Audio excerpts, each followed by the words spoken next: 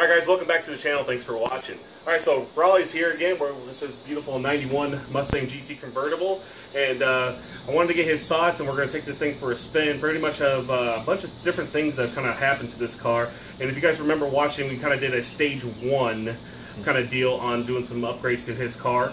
But I just want to get his thoughts real quick. Based on when you bought the car here, I think you said it was December of last year, right? Correct. Yep. Okay. So based on when you bought that car, compared to when you bought it and how it drove to where it is now, what do you think, based on all those parameters, how you think the car is? Strictly performance-wise, it felt like a Ford Taurus before, and now it feels like a Mustang. So it's night and day. It's night and day. I don't know what your take is on this, but horsepower-wise, way more. So a few things had to happen in order for that to be accomplished, and of course you guys saw the different things we did. We'll go over that here in just a minute, and also some things that he actually did afterwards and that we started working on. But I think now, since the temperature's right, it's not too bad out, the sun's getting ready to go down, I think it's time for you guys to hear this car, and let's jump in it and go for a spin, and we'll talk about the different things that he's done to the car since then.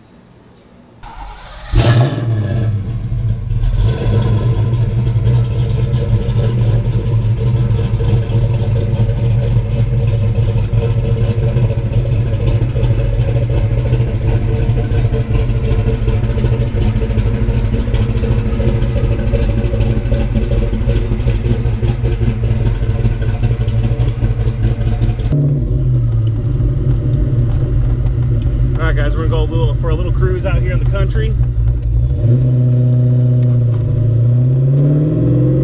we're gonna talk about kind of the transformation this car has gone through. Get through a cruising gear here.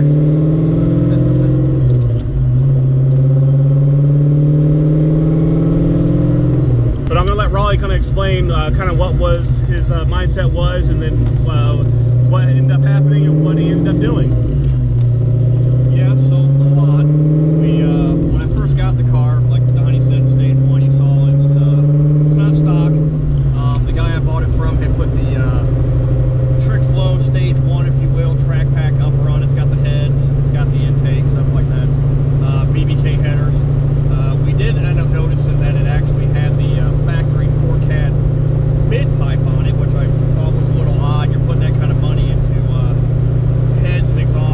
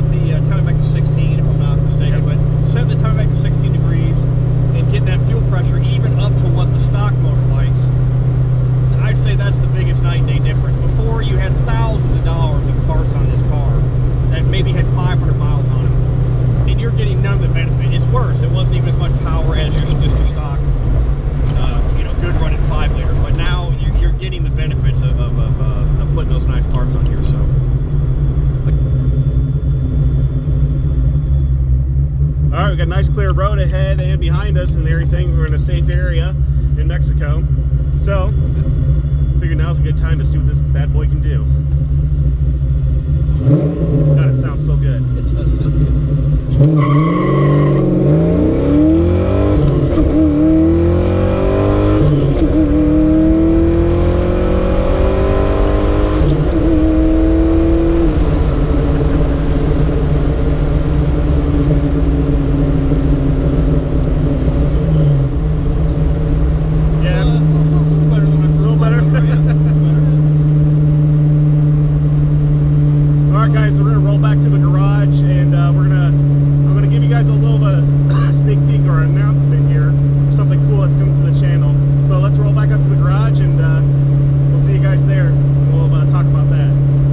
That was a lot of fun going out and cruising in this car. What did you think?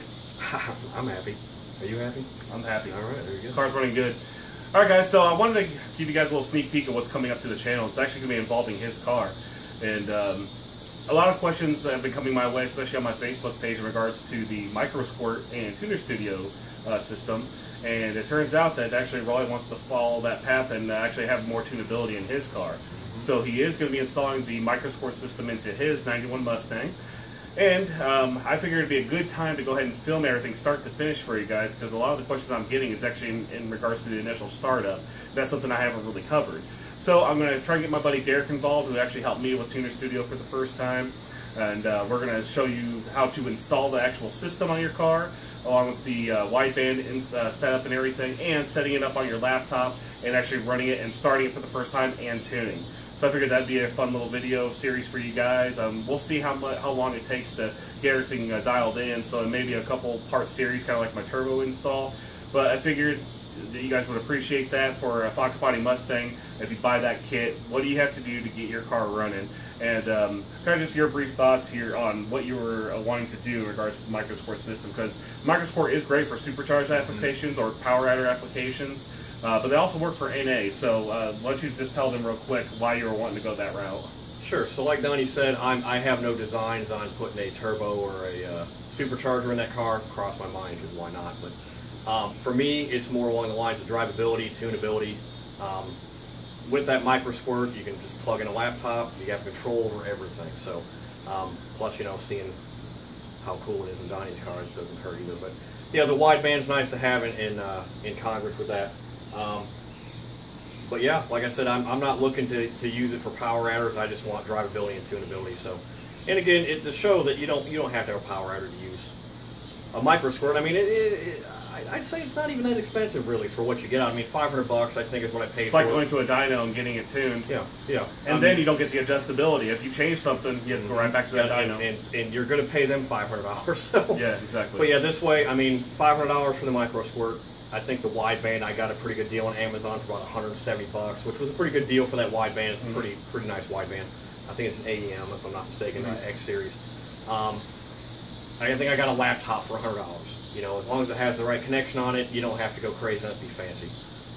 But you know, I figured for under $1,000, I mean, just the amount of drivability add to it, tunability, like Donnie said, you're not going to a dyno over and over again.